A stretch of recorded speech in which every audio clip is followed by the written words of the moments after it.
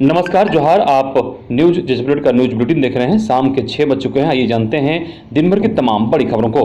पहली बड़ी खबर, हंगामेदार रहा सदन का पहला दिन। शोक प्रस्ताव के बाद 1 अगस्त तक के लिए हुआ स्थगित।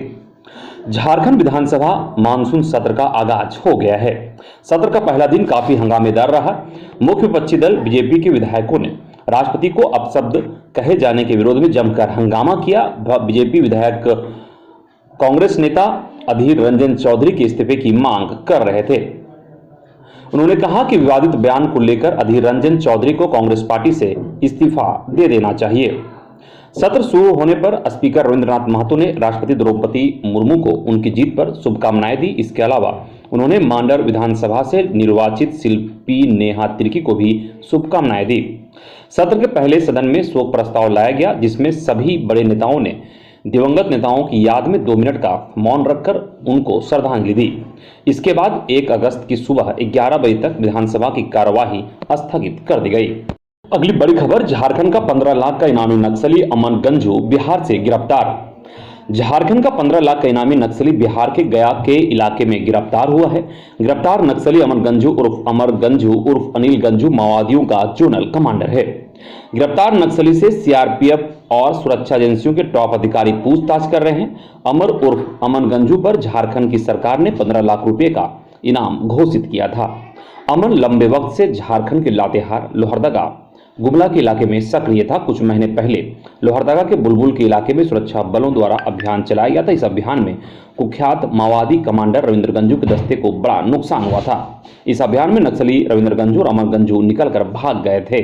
नक्सली अमन गंजू बुलबुल जंगल से निकलकर छकरबंधा निकलकर भाग गया था, जबकि रविंद्र गंजू बूढ़ा पहाड़ के इलाके में भाग गया था। अगली बड़ी खबर, ईडी की पूछताछ के दौरान बिगड़ी पंकज मिश्रा की तबीयत। रिम्स लेकर पहुंचे ईडी के अधिकारी। मुख्यमंत्री हेमंत सोरेन के विधायक प्रतिनिधि पंकज मिश्रा को रिमांड पर लेकर ईडी के द्वारा पूछताछ की जा रही है। शुक्रवार को इस पूछताछ के दौरान ही पंकज मिश्रा ने ईडी के अधिकारियों से अपनी तबीयत खराब होने की शिकायत की। तबीयत बिगड़ने पर पंकज मिश्रा को प्रवर्तन निदेशालय के अधिकारी उन्हें सदर अस्पताल के इमरजेंसी वार्ड में ले गए, जहां मौजूद डॉक्टर ने प्राथमिक जांच के बाद मेडिकल बोर्ड बनाकर इलाज की अनुशंसा की। इसके बाद रांची के civil surgeon doctor Vinod Kumar की अध्यक्षता में 4 सदस्यीय डॉक्टरों के मेडिकल बोर्ड ने पंकज मिश्रा के स्वास्थ्य की जांच की और प्राथमिक उपचार के बाद उन्हें बेहतर इलाज के लिए रिम्स रेफर कर दिया। इसके बाद कड़ी सुरक्षा के बीच पंकज मिश्रा को रिम्स के ट्रामा सेंटर में इलाज के लिए लाया गया है।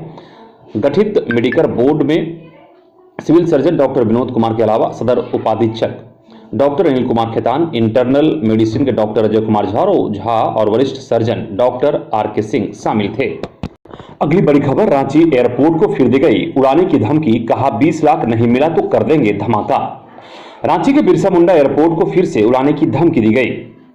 मिली जानकारी के अनुसार एयरपोर्ट प्रबंधन को मैसेज भेजकर धमकी दी गई है। अगर 20 लाख रुपए नहीं मिले तो एयरपोर्ट को बम से उड़ा दिया जाएगा। धमकी देने वाले ने यह भी कहा कि एयरपोर्ट के भीतर पहले से ही बम रखा हुआ है। सबसे खास बात यह है कि यह धमकी मैसेज के जरिए दी गई है। मैसेज को पढ़ते ही एयरपोर्ट अथॉरिटी की पहल पर बम निरोधक दस्ता ने पड़ताल शुरू कर दी है। 28 जुलाई को भी बिहार के नालंदा से किसी ने फोन कर रांची एयरपोर्ट को उड़ाने की धमकी दी थी, लेकिन जांच के दौरान बम निरोधक दस्ता को कुछ भी नहीं मिला था। अगली बड़ी खबर, रांची हिंसा मामला। हाईकोर्ट ने डीजीपी से पूछा, जांच के दौरान एसएसपी और थानेदार को क्यों बदला गया। राजधानी रांची में 10 जून को जुम्मे की नमाज के बाद हुए उपद्रव की घटना की जांच को लेकर दायर जनहित याचिका पर झारखंड हाईकोर्ट में सुनवाई हुई। मामले की सुनवाई के दौरान प्रार्थी के अधिवक्ता ने अदालत को जानकारी दी कि मामले की जांच एसआईटी से हटाकर सीआईडी को कर दिया गया है, जिससे जांच में शिथिलता आ गई है। ऐसा लगता है कि जांच को जानबूझकर प्रभावित किया जा रहा है। अदालत ने मौखिक रूप से सरकार से यह जानना चाहा कि एसएसपी और थानेदार का स्थानांतरण क्यों किया गया। अदालत ने राज्य सरकार के गृह सचिव और डीजीपी को शपथ पत्र के माध्यम से मामले में जवाब पेश करने को कहा है। अगली सुनवाई 5 अगस्त को होगी। अगली बड़ी खबर, झारखंड के सरकारी स्कूलों में बनेंगे किचन गार्डन। एमडीएम में शामिल होंगे सहजन के फल, फूल व पत्तियां। मध्याह्न भोजन को लेकर अब सरकारी स्कूलों में किचन गार्डन शुरू किया जाएगा। इसमें मोरिंगा सहजन के पौधे लगाने हैं और मध्याह्न भोजन में इसके फल, फूल और पत्तियों का इस्तेमाल किया जाना है। इस संबंध में झारखंड राज्य मध्याह्न भोजन प्राधिकरण निदेशक किरण कुमार पासी ने राज्य के उपायुक्त व जिला शिक्षा अधीक्षकों को निर्देश जारी किया है। इनका कहना है कि मोरिंगा के पत्ते पौष्टिकता से भरे होते हैं। एमडीएम में इसके फल, फूल व पत्तियों को शामिल करना है। मोरिंगा को मुनगा, सीटी, सहजन या जोकी के नाम से भी जाना जाता है। अगली बड़ी खबर, स्कूलों में फ्राइडे ऑफ पर क्यों मचा है बवाल, जानिए कब से चल रहा है संडे वाला नियम। स्कूलों में वीकली ऑफ यानी छुट्टी के दिन को लेकर नया विवाद खड़ा हो गया है।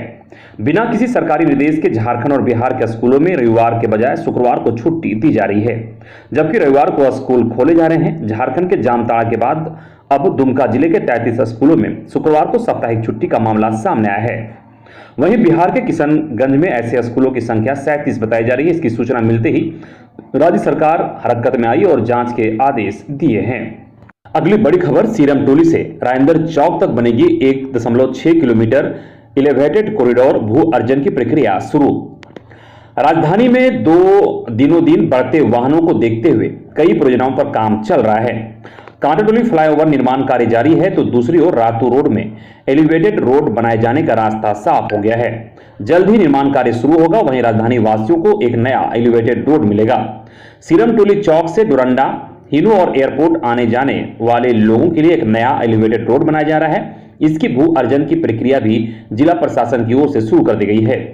सीरम टोली चौक से राजेंद्र चौक तक करीब 1.6 किलोमीटर लंबे पथ निर्माण परियोजना को लेकर अधिसूचना जारी कर दी गई है। इसके तहत रांची नगर निगम क्षेत्र के वार्ड संख्या 14, 15, 44 एवं 45 से भूमि सार्वजनिक प्रयोजन यथा सीरम टोली चौक से राजेंद्र चौक तक एलिवेटेड कॉरिडोर पथ निर्माण परियोजना के लिए अधिग्रहण किया जा रहा है।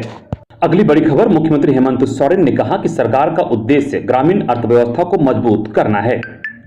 वर्ल्ड ट्रेड सेंटर की आधारशिला कार्यक्रम में मुख्यमंत्री हेमंत सोरेन ने झारखंड राज्य आजीविका संवर्धन परिषद की तरफ से 1.87 करोड़ रुपए की संवर्धन राशि प्रदान की गई। कार्यक्रम में सिडबी और झारखंड सरकार के बीच द्विपक्षीय समझौता किया गया। समझौते के दस्तावेज पर सिडबी के मुख्य महाप्रबंधक संजय गोयल और उद्योग सचिव वंदना डाडेल ने हस्ताक्षर किया। इस अवसर पर मुख्यमंत्री ने कहा कि वर्ल्ड ट्रेड सेंटर का शिलान्यास किया गया है। नाम से ही आप अंदाजा लगा सकते हैं कि यहां किस प्रकार की गतिविधियां चलेगी। अगली बड़ी खबर, दिल्ली से देवघर की फ्लाइट सेवा कल से शुरू, वाटर कैनन से होगा सैल्यूट। 30 जुलाई को दिल्ली से देवघर इंडिगो की पहली कॉमर्शियल फ्लाइट देवघर आ रही है। दिल्ली से आने वाली इस पहली फ्लाइट की सभी 180 सीटें फुल हो चुकी हैं। दिल्ली से यह फ्लाइट दोपहर 1 बजकर चलेगी और देवघर एयरपोर्ट पर 2:45 पर पहुंचेगी। वापसी में देवघर से यह फ्लाइट दोपहर के 3:15 पर खुलेगी और शाम में 5:15 पर दिल्ली एयरपोर्ट पहुंचेगी। देवघर से दिल्ली की वापसी के लिए भी 170 सीटें फुल हो चुकी हैं। देवघर एयरपोर्ट से कोलकाता के बाद दिल्ली से देवघर आने वाली यह दूसरी फ्लाइट होगी। एयरपोर्ट अथॉरिटी ऑफ इंडिया ने देवघर एयरपोर्ट में दिल्ली की इस फ्लाइट के स्वागत के लिए खास तैयारियों। अगली बड़ी खबर, झारखंड छात्रवृत्ति घोटाला, एसीबी ने 50 स्कूलों को भेजा नोटिस, 30 ने खुद को बताया निर्दोष। छात्रवृत्ति घोटाला की जैसे जैसे आग बढ़ रही है, चौंकाने वाले खुलासे हो रहे हैं। धनबाद एसीबी की टीम ने शुरू में 50 स्कूलों को नोटिस भेजकर जवाब मांगा था। इनमें से मात्र 30 स्कूलों ने ही जवाब दिया है। जिन स्कूलों ने जवाब दिया है उसमें सभी ने खुद को निर्दोष बताया है। साथ ही पूरे मामले से अनभिज्ञता जाहिर की है। एसीबी 3 वर्ष वित्त वर्ष 2017-18, 2018-19 और 2019-20 का डाटा जिला कल्याण विभाग से लेकर जांच कर। तो क्या झारखंड की राजनीति में एक बार फिर बड़ा भूचाल आने वाला है? राष्ट्रपति के चुनाव में कांग्रेस के 9 विधायकों के राष्ट्रीय जनतांत्रिक गठबंधन की उम्मीदवार द्रौपदी मुर्मू के पक्ष में क्रॉस वोटिंग के बाद इस चर्चा को हवा मिली है। कांग्रेसी विधायकों को लेकर तमाम चर्चाएं गर्म है, वह एक साथ मंच पर आ भी नहीं रहे हैं। प्रदेश कांग्रेस बेबस नजर आ रही है। इस बीच गठबंधन सरकार की झारखंड मुक्ति मोर्चा ने यह कहकर चौंकाने वाला प्रयास किया है कि भाजपा के 17 से ज्यादा विधायक उनके संपर्क में हैं। हालांकि यह दावा राजनीतिक दल आम लोगों के भी गले नहीं उतर रहे हैं। अगली बड़ी खबर, रांची में बनेगा वर्ल्ड ट्रेड सेंटर, मुख्यमंत्री हेमंत सोरेन ने रखी आधारशिला। व्यापारिक गतिविधियों को नया आयाम देने के उद्देश्य से राजधानी रांची में वर्ल्ड ट्रेड सेंटर के निर्माण का शुभारंभ हो गया। शुक्रवार को मुख्यमंत्री हेमंत सोरेन ने इस वर्ल्ड ट्रेड सेंटर का शिलान्यास किया है। ध्रुवा के HEC स्थित कोर कैपिटल एरिया में बन रहे इस वर्ल्ड ट्रेड सेंटर के शिलान्यास कार्यक्रम में श्रम मंत्री सत्यानंद भोक्ता के अलावा हटिया विधायक नवीन जायसवाल भी मौजूद रहे। यहाँ विदेश व्यापार महानिदेशालय का क्षेत्रीय कार्यालय और भारतीय निर्यात परिसंघ से जुड़े कार्यालय भी होंगे। इस बिल्डिंग में विदेश व्यापार महानिदेशालय का क्षेत्रीय कार्यालय और भारतीय निर्यात परिसंघ से जुड़े कार्यालय भी होंगे। अगली बड़ी खबर, पद्मश्री सिमोन उरांव को पैरालिसिस अटैक, गंभीर स्थिति में रांची रिम्स में कराए गए भर्ती। झारखंड की राजधानी रांची से 38 किलोमीटर दूर स्थित बेड़ो के खक्सी टोली निवासी जल पुरुष के रूप में चर्चित पद्मश्री सिमोन उरांव को शुक्रवार को पैरालिसिस का अटैक आया है। उन्हें इलाज के लिए बेड़ो सामुदायिक स्वास्थ्य केंद्र रांची स्थित रिम्स रेफर कर दिया गया है। जानकारी के अनुसार पद्मश्री सिमोन उरांव की तबियत बुधवार शाम को ही बिगड़ी थी। उनका इलाज सौजनों द्वारा स्थानीय स्तर पर कराया जा रहा था। शुक्रवार की सुबह तबियत ज्यादा खराब हो गई। सौजन तत्काल एम्बुलेंस से उन्हें इलाज के लिए बेड़ो सामुदायिक स्वास्थ्य केंद्र में लेकर आए। यहाँ सीएचसी के प्रभारी चिकित्सक डॉक्टर सुमित्रा कुमारी व डॉक्टर कुसुम लता ने उनकी प्रारंभिक इलाज किया। इलाज के बाद उन्हें रांची रेफर कर दिया। अगली बड़ी खबर, जैविक पिता की मौत के बाद पुनर्विवाह करने वाली मां तय कर सकती है बच्चे का सरनेम, सुप्रीम कोर्ट। पिता के निधन के बाद बच्चे भी नैसर्गिक अभिभावक होने के नाते मां के पास उपनाम पर निर्णय लेने का अधिकार है।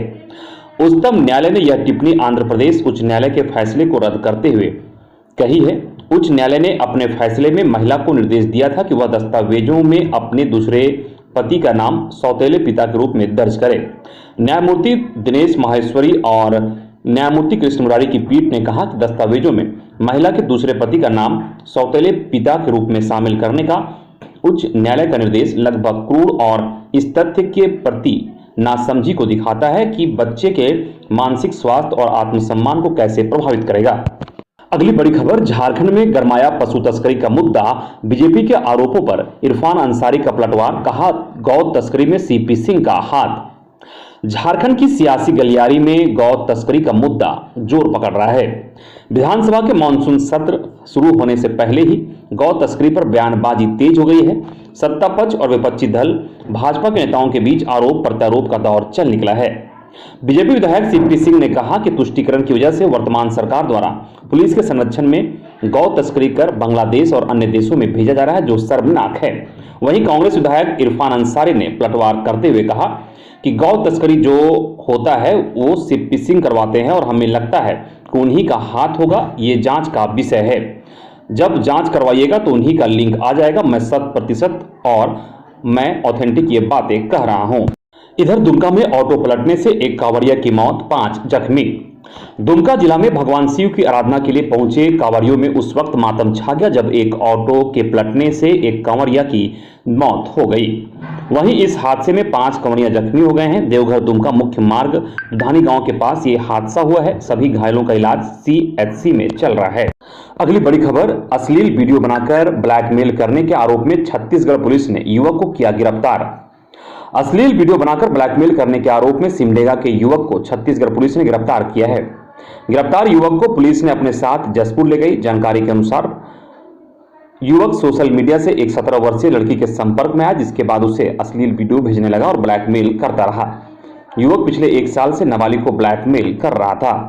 अगली खबर, पलामू के MVI कार्यालय में ड्राइवर वसूल रहा है पैसा। पूर्व मंत्री KN त्रिपाठी ने फोन कर अधिकारी को लगाई फटकार। पलामू में MVI कार्यालय में ड्राइवर द्वारा पैसा वसूल जाने की शिकायत मिलने के बाद पूर्व मंत्री KN त्रिपाठी नाराज हो गए। उन्होंने इसको लेकर MVI को कॉल किया और जमकर फटकार लगाई। इसके बाद पूर्व मंत्री KN त्रिपाठी ने MVI और ड्राइवर के खिलाफ मेदिनीगढ़ टाउन थाना में लिखित शिकायत की है, जिस पर पुलिस जांच कर रही है।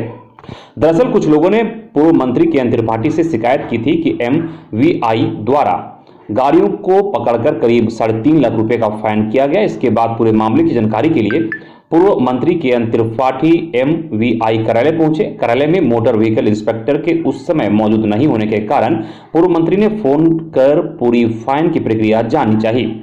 इसी दौरान ड्राइवर द्वारा पैसे वसूलने की बात को लेकर KN त्रिपाठी ने MVI को जमकर खरी खोटी सुनाई। KN त्रिपाठी ने कहा कि भ्रष्टाचार बर्दाश्त नहीं किया जाएगा।